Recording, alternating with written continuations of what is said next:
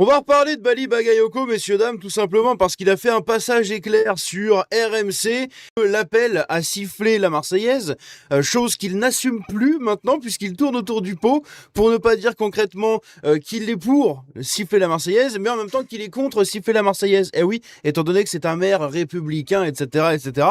Bref, on va regarder un peu tout ça, vous allez voir, c'est assez rigolo, il fait prout en direct, il se chie dessus, hein, il moutrave dans son caldé, c'est ridicule, encore une fois, c'est absolument ridicule.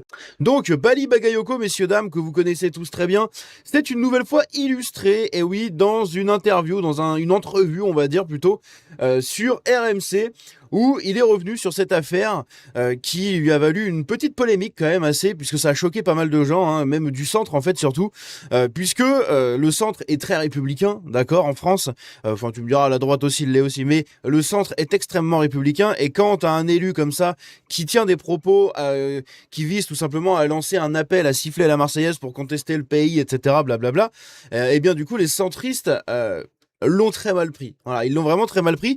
Donc il a été quand même dans une sacrée petite polémique, ça a fait le tour de pas mal de petits médias, etc. Et surtout pas mal de grands médias, un type Le Parisien, Le Monde et compagnie, il est passé un peu partout, et ils lui ont tous mis un peu une cartouche. Et donc du coup il est passé sur RMC juste ici, pour parler un peu de tout ça. Et vous allez voir, il n'assume absolument pas du tout. D'accord, il n'assume absolument pas. Dans les sondages, ce ne sont que des sondages. Il n'empêche que le RN est systématiquement en tête du premier tour. C'est aussi une forme pour vous, je parle de la France insoumise, de vous poser en rempart face au RN. Nous ne voulons pas laisser ce sentiment, et ce que l'on observe d'ailleurs dans les sociétés comme les nôtres, y compris à l'échelle européenne, de la fascisation et de la montée de l'extrême droite en tant que telle dans nos villes. Et donc c'est la raison pour laquelle nous alertons et nous assumons cette responsabilité d'être un peu chef de file sur cette bataille contre le racisme, contre bien sûr l'extrême droite. Mais aujourd'hui, la seule formation politique qui est en capacité de pouvoir contrarier le plan macabre, en fin de compte, qui se dessine, c'est la nouvelle alliance populaire qui est proposée par Jean-Luc Mélenchon. Donc nous... La nouvelle alliance populaire, tu sais, ils vont te le faire tous les 2 ans. Hein. Ils l'ont fait en 2022, ils l'ont fait en 2024, ils le refont en 2026-2027. Voilà, c'est tous les 2-3 ans, t'as une nouvelle alliance populaire de tous les partis de gauche. C'est inédit. C'est inédit tous les 2 ans, c'est inédit. Ils sont ridicules, ils ont besoin de se mettre à 10. En fait, c'est une vraie technique d'arabe, hein, comme d'habitude. Ils sont obligés de se mettre à 15 sur un seul parti pour essayer de le dégommer. D'accord ? Là où dans d'autres pays, tu regardes par exemple aux États-Unis, eh bien, tu as 2 partis. Hein. Bon, après, il y a d'autres partis à côté, mais les 2 grands partis qui, à chaque fois, sont toujours dans les courses au présidentielles, tu as les républicains et les démocrates. Voilà. Donc, les républicains et les démocrates, ils font un tête-tête. Un contre un, et ça se bastonne comme ça. Là où en France, tu as un parti qui a 40% de la population derrière lui, qui fait face à une alliance de tous les pulapis et clochards de la planète, du parti des écolos jusqu'au parti, jusqu'à la Macronie, hein, en gros. Eh bien, ils se mettent à 15 pour essayer de démonter le RN.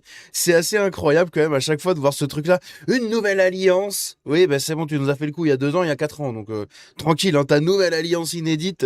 Ah la vache, c'est ridicule. En plus, on sait que cette année, ça va être assez compliqué de se faire. En tout cas, sur le papier, on verra. Parce qu'on n'est pas à l'abri, encore une fois, d'un retournement de veste de tous ces gauchistes. Mais on sait que les écolos et le PCF... ils ont pas trop LFI, le PCF, le PS, je veux dire. Donc les écolos et le PS, ils ont pas trop LFI, d'accord, dans leur petit papier. Hein. Ils en ont un peu marre de Jean-Luc Mélenchon, ils en ont un peu plein le cul. Et puis Jean-Luc Mélenchon en a marre aussi d'eux. Mais il en a besoin, voilà. Parce que sans les autres partis, bah, il est absolument ridicule. Il ne pèse absolument rien. Donc bref. Demandons à tous celles et ceux qui ne veulent pas de l'extrême droite au pouvoir d'agir dès maintenant. Dans le journal. Voilà, et donc de voter à gauche. Mais c'est bon, les gens, ils s'en battent les couilles.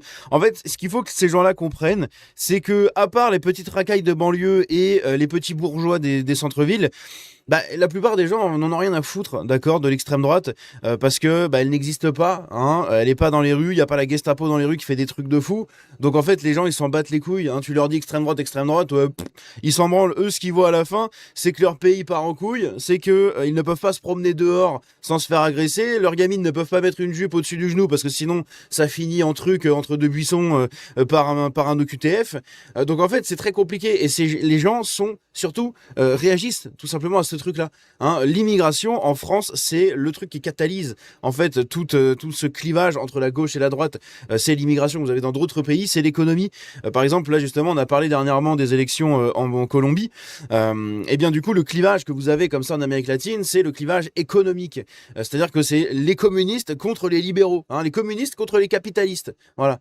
En France, ce sont les autochtones contre l'immigration, parce que c'est ce qui nous pose le plus de problèmes. En fait, en France, tout simplement, c'est à cause de l'immigration que il n'y a plus de sécurité, qu'il n'y a plus de comment on appelle ça. Que les finances publiques s'effondrent de plus en plus et c'est des faits, d'accord, c'est sourcé, hein. Donc c'est le clivage, le plus gros clivage en France tout simplement et ces gens-là se victimisent, d'accord, et essayent de pousser cette peur de l'extrême droite pour gagner des voix, sauf qu'en réalité tout le monde s'en branle.